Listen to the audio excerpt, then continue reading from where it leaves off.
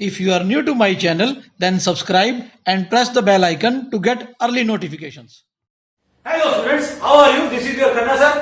तो आज वही बेसिक्स ऑफ अकाउंट्स अपना ये पार्ट 5 है। आज का टॉपिक का नाम है अकाउंटिंग इक्वेशन।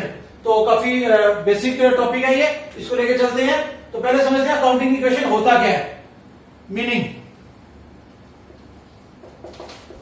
में मैं आपको बताता हूं कि it is an equation which is satisfied in all business transactions। तो मैंने क्या बताया, बिजनेस में आप कोई भी ट्रांजैक्शन करें, कोई भी ट्रांजैक्शन मतलब कुछ परचेज करें, सेल करें, कोई एक्सपेंसेस पे करें, कोई इनकम रिसीव करें, ठीक है।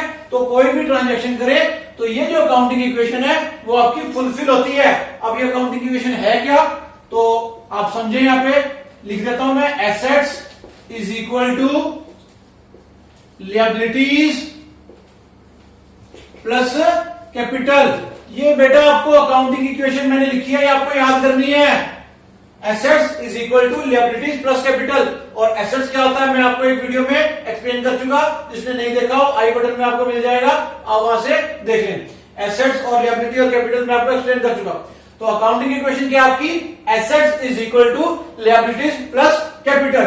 तो अब देखो मैंने आपको क्या बताया कि आप बिजनेस में कोई भी ट्रांजैक्शन करें, इन दोनों का सम, आप लिएबिलिटीज को प्लस करें और कैपिटल को प्लस करें, वो हमेशा किसके इक्वल आएगी, वो एसेट्स के बराबर आएगी। ठीक है, चलिए एक एग्जांपल लेंगे। नेक्स्ट में हम एक एग्जांपल लेंगे जिससे मैं आपको प्रूव करके दिखाऊंगा कि ये दोनों हमेशा, दोनों साइड आपकी हमेशा बराबर। मैंने ये क्वेश्चन ले लिया, क्वेश्चन मैं एक बार रीड कर देता हूं जल्दी से। फर्स्ट ट्रांजैक्शन है, Mohan started business with cash ₹5 lakh, purchase machine for cash ₹1 lakh, purchase goods for cash ₹50,000, sold goods for cash ₹40,000, cost ₹30,000 और लास्ट में लिया पेड सैलरी ₹8,000। चलिए, तो अब इसको, इन पांचों ट्रांजैक्शन को हम इस इक्वेशन में कैसे रिप्रेजेंट करेंगे, यहां पे मैं नंबर डाल देता हूं, इक्वेशन का नंबर डाल दूंगा। सबसे पहले हमने जो ट्रांजैक्शन ली है, मोहन ने बिजनेस स्टार्ट किया, तो मैंने बताया था कि बिजनेस में जब वो बिजनेस स्टार्ट करेगा, अब सारा पैसा कहां रखेगा, कैश बॉक्स में रख देगा। तो उसका कैश बॉक्स ₹5 लाख इंक्रीज हो गया। ठीक है बेटा, और ये मैंने आपको बताया था कि ये कैपिटल भी होती है, तो कैपिटल में भी आपको ये ₹5 लाख लिखना है। तो अब आप चेक करो दोनों साइड, ये तो आपकी एसेट साइड होगी, ये आपकी एक साइड होगी इक्वेशन की, आपकी दूसरी साइड होगी। तो दोनों साइड यहाँ इक्वल आ रही है, 5 लाख इधर आ गया, 5 लाख इधर आ गया। चलिए, उसके बाद सेकंड ट्रांजैक्शन ले रहा हूं मैं। मोहन ने क्या किया, मशीन परचेज करी 1 लाख की। तो मशीन हमारे बिजनेस की एक एसेट है, तो यहाँ पे हम मशीन लिखेंगे, मशीन सेकंड में लिखेंगे। उसने 1 लाख की मशीन परचेज करी है, मशीन आ गई है, देखो मशीन आ गई 1 लाख की। अब जब उसने मशीन परचेज करी, उसने पैसा दिया तो कहां से दिया, ये कैश बॉक्स में से। तो कैश में से आपका ये 1 लाख रुपीस क्या हो गया, कम हो गया। ठीक है, तो अब इतना काम करने के बाद मुझे एक नई इक्वेशन निकालनी है। यहां तो मेरा 4 लाख मेरा कैश बच गया, 1 लाख की मेरे पास मशीन थी और ये कैपिटल मेरी 5 लाख। तो अब ये ट्रांजैक्शन, 2 ट्रांजैक्शन हम कर चुके हैं। इन दोनों के बाद चेक करो क्या दोनों साइड बराबर आ रही है। 4 लाख की है, 1 लाख की 5, दोनों प्लस किया 5 लाख और ये भी 5 लाख, आपकी दोनों इक्वल आ गई। तो अब चलते हैं थर्ड ट्रांजैक्शन। थर्ड ट्रांजैक्शन में मोहन ने क्या किया, गुड्स खरीदा, गुड्स। तो गुड्स को मैंने आपको बताया था स्टॉक बोलते हैं, स्टॉक हमारी एक एसेट है, तो यहां पे मैं इसको स्टॉक लिख दूंगा। और थर्ड ट्रांजैक्शन में मोहन ने क्या किया, गुड्स को बाय किया 50,000 रुपीज। तो 50,000 रुपीज का मेरे पास स्टॉक आ गया। अब इसने पैसा दिया ना, तो पैसा कहां से दिया, ये कैश बॉक्स में से। तो ये 50,000 रुपए ये लेस हो गए।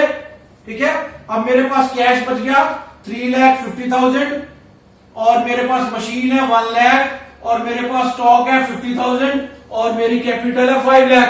तो चेक करो क्या दोनों साइड बराबर आ रही है, 350 प्लस 1 450 और 55 लाख और ये 5 लाख दोनों मेरा बराबर आ रहा है। ठीक है बेटा, चलिए, तो उसके बाद मैं फोर्थ ट्रांजैक्शन ले रहा हूं, सोल्ड गुड्स फॉर कैश। 40,000 में उसने अपनी गुड्स को बेच दिया, लेकिन वो गुड्स थी कितने की, वो 30,000 की गुड्स थी जो उसने 40,000 में बेच दिया।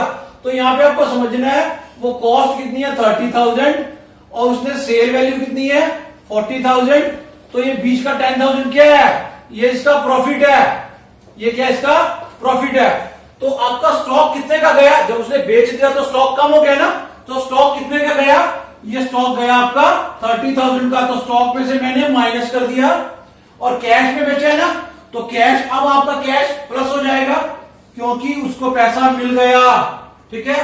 और ये जो प्रॉफिट है, ये जो प्रॉफिट है, इस प्रॉफिट का आपको क्या करना है, ऐड करना है, कहां, कैपिटल में ऐड करना है, क्योंकि इस प्रॉफिट से उसकी कैपिटल इंक्रीज हो गई। ध्यान रखना आपको, प्रॉफिट हमेशा कैपिटल में ऐड होते हैं। और अगर बाई चांस आपका क्वेश्चन यह बनता है कि सर अगर लॉस हो गया तो लॉस कैपिटल में से माइनस होता है, ठीक है। तो यहां पे जो उसका प्रॉफिट है 10,000 का, वो मैंने क्या किया, ऐड कर दिया।